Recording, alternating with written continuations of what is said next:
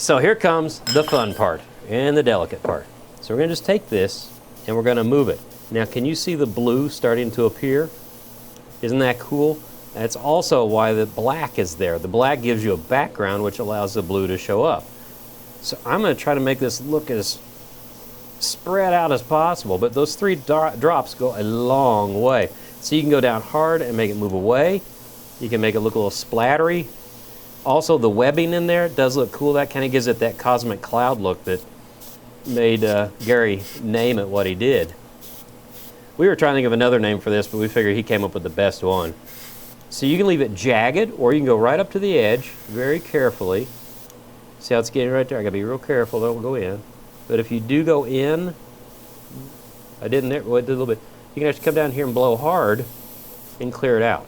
Also, you can remount this on the lathe and just take your point tool and repoint that, because we're going to put sanding sealer on this again here in a minute. So I'm going to move that around like that, so that's looking pretty good. There's a little crack in here, which is kind of interesting. The wood had a lot of fissures in it, so it's got some character. But I'm going to grab some violet now, and we're going to mix that up. Ooh, well, too much again. A little of this goes a long ways. I'm kind of wasting this. I'm not being very frugal.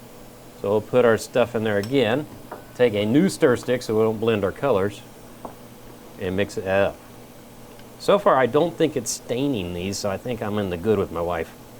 But it's amazing. You mix this up and it's white. So I actually, when I did this and I had my Dixie cups, I labeled them as to what color they were so I wouldn't get things mixed up. So we're going to come in here and just do a little drop in like so. 1, 2. You can see that one's a little bit thicker. So the thickness can be an issue, but it all blows. So here we're going to come in and delicately try to come in and just touch the edge of that blue, see? If I don't mix it too much, I think I'm going to get a pretty cool effect. So we're meeting right there just a little bit. A little bit of overlap might give me a cool white effect. So we're just going to keep doing this gently. Oops, I got a little overlap there. Well, I got more overlap. It is a finesse game at times. So I'm going to keep doing this for the next few minutes and spread this out.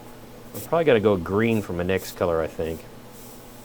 And again, like you said, you can leave gaps to make it look more cloud-like, and I think I will in that case. It's getting a little narrow anyway.